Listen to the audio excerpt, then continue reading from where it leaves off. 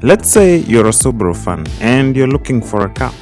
Maybe an Impreza, because that name invokes memories of their rallying history. But you have a family, so you want something more practical. So maybe a Forester.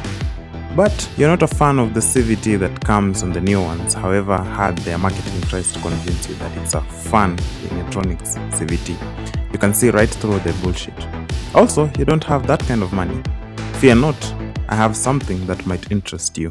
Hello ladies and gentlemen, welcome to a Kaizen First Impressions video. And this is it. This is a Subaru Forester from way back in 2002. And first impressions is, I like it. I rather like it. I like the headlamps here. They are very early 2000s, which I like. I also like the fog lights, nice and round. I like the grille here, not too big, not too small, just the right size, alongside the Subaru badge. Especially that enormous hood scoop. It's idiotic, but who doesn't like an idiotic thing?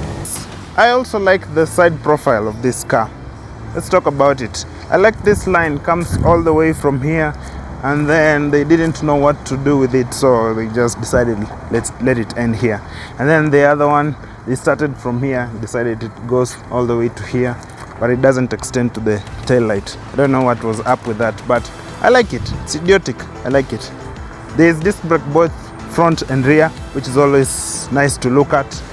And let's not forget pillarless doors. I mean, come on. Who doesn't like pillarless doors? So generally the side profile I like that I'm taller than it. Any car that's taller than me is too big, and that's a fact. Yeah, I like it. Is it a nice ass to follow?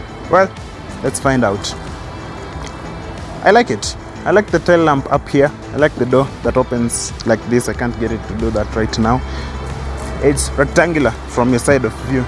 There's nothing too much going on here. It's nice, clean and simple. Of course, the sights are not gonna matter half as much as the sounds coming from behind, from this massive aftermarket exhaust. It's idiotic, but who doesn't like an idiotic thing? Overall, it's a nice ass to follow. So in general, it's a good looking car, in my opinion. Let's look at what powers this thing. If you can manage to find the latch that opens this bonnet, you will be met by a 2000cc boxer engine, which fills up the entire space in here. There's an intercooler there because it's turbocharged rather than naturally aspirated, and this specific car has an aftermarket cold air intake. Sends all that power to all the four wheels through torque converter automatic gearbox. Let's talk about the driving position. I'm exactly 6 feet tall, give or take a few inches, and the driving position is pretty comfortable from what I can feel here. So there is this armrest that folds, goes up and down, and does the job. It's nothing fancy.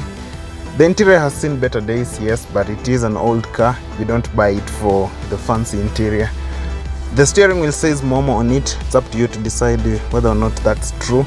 There's an analog gauge cluster, as things should be. Everything here feels nice and tactile. Like I said, it has seen better days, but things still work in here.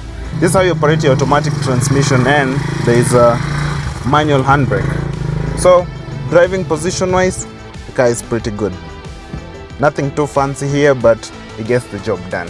Oh, I forgot to mention, you can see the road ahead pretty okay from my driving position, though there is no escaping the view from that enormous hood scoop. Just something to remind you that you're driving a turbocharged car. But yeah, driving position, nothing fancy here, but it works. Now, what does the passenger princess get on this car? Now, I'm not a passenger princess and I am not qualified to comment on this, but I think it's pretty okay. I mean, they get a mirror, right? That should be enough. There is a passenger airbag in case you get into a crash, because you're driving like an idiot because you have a turbocharged car. Yeah, the sitting position is pretty nice. Again, you can't escape the view of that enormous hood scoop. There is an armrest there for them. There's another one on the door itself. Yeah, it's pretty nice here, though I feel if you're a passenger princess above the height of 6, you might struggle with leg room, but pretty nice here. Onto the back seat. So I have plenty of leg room here, plenty of headroom here. There is a folding armrest. Forgive the mess, this car is still being used by the owner. There is a folding armrest here. Pretty comfortable back here. I can see a nice panoramic view of the car. I'm missing, there is an armrest on the door itself. It feels pretty comfortable, nothing too fancy, but not too bad. So what's my first impressions of this car? I like it.